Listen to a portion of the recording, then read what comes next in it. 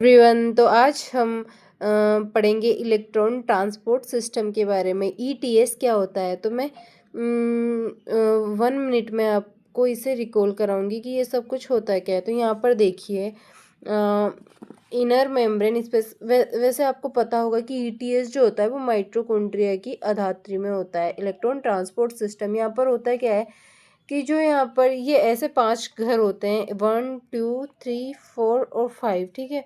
तो यहाँ पर पहले यहाँ पर NADH जो होता है और उसको तोड़ा जाता है, NADH को तोड़ा जाता है, तो यहाँ से प्रोटॉन बाहर हो जाता है NAD, ठीक है। कॉम्प्लेक्स 1, ये कॉम्प्लेक्स 1 है। इसमें जो एंजाइम है वो NADH डिहाइड्रोजिनेज एंजाइम है। कॉम्प्लेक्स 1 में NADH डिहाइड्रोजिनेज एंजाइम है, ठीक है। और ये एंजाइम करता क्या है, जो NADH होता है उससे उसको तोड़ता है, उससे जो उस NADH टूटता है तो उससे H बाहर हो जाता है, तो ये क्या बन गया, NAD+, ठीक है। और ये जो प्रोटॉन है वो यहाँ से यहाँ पर आ जाता है, यहाँ निकल जाता है प्रोटॉन, ठीक है। जो H निकला है वो यहाँ पर आ जाता है। उसके बाद में इससे प्रोटॉन और इलेक्ट्रॉन निकले, तो जो इलेक्ट्रॉन है उनको FMN गेन कर लेता है।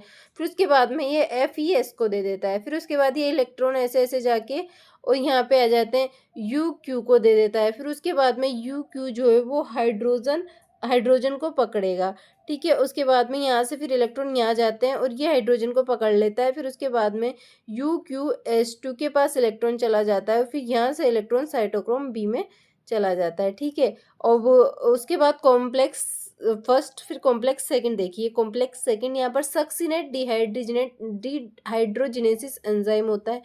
ये क्या करता है, सक्सिनेट एंजाइम जो होता है ये फॉर्मेट FADH को FAD में तोड़ता है। यहाँ से भी H+ प्रोटॉन बाहर होंगे। ये प्रोटॉन H जब यहाँ से भी H निकलता है, ठीक है। फिर वो यहाँ से जो ये इलेक्ट्रॉन है ये FAD के पास जाते हैं और फिर आगे इलेक्ट्रॉन FeS के पास जाते हैं, फिर QU के पास जाते हैं, फिर QuS2 के पास जाते हैं और यहाँ से इलेक्ट्रॉन साइटोक्रोम B के पास चले जाते हैं, ठीक है।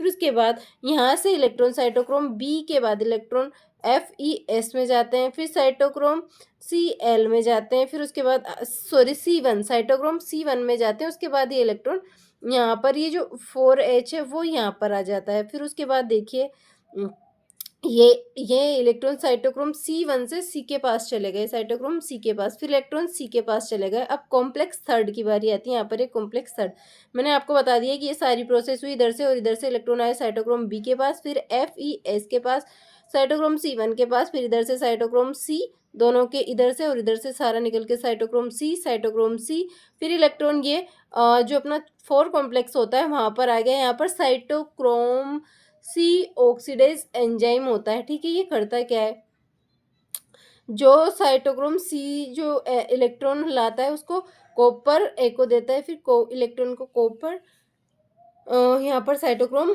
कॉपर A से साइटोक्रोम A को दिया जाता है। उसके बाद साइटोक्रोम A3 को दिया जाता है, फिर कॉपर B के पास चला जाता है और यहाँ से इलेक्ट्रॉन बाहर हो जाता है और यहाँ से इलेक्ट्रॉन को ऑक्सीजन गेन करती है, ठीक है। यहाँ से जो इलेक्ट्रॉन निकला इसको किसने गेन किया, ऑक्सीजन ने। अब इस इलेक्ट्रॉन को ऑक्सीजन गेन करती है और ये ऑक्सीजन, ये जो प्रोटॉन आ रहे हैं ना, इन प्रोटॉन को जब 5th कॉम्प्लेक्स में पहुंचाया जाता है तो यहाँ से F0 F1 कणों से ये बाहर निकलता है। और यहाँ से जब ये बाहर निकलता है तो भाई इनकी शर्त होती है कि आपको ऊर्जा देनी पड़ेगी यहाँ से निकलने के लिए। तो ये H+ प्रोटॉन यहाँ से यहाँ निकल जाता है और ऊर्जा देगा। ऊर्जा से ADP फॉस्फेट आयन को ग्रहण करके बनाएगा ATP बनाएगा, ठीक है। और फिर ये जो हाइड्रोजन निकले हैं वो यहाँ पर इस ऑक्सीजन से क्रिया करके जल बना लेंगे। तो ये आपका पूरा है electron transport system. I hope आपको सब कुछ समझ आया होगा। तो ऐसे ही और अच्छी अच्छी वीडियोस के लिए मेरे चैनल को लाइक करें, सब्सक्राइब करें एंड कमेंट करें। Thank you.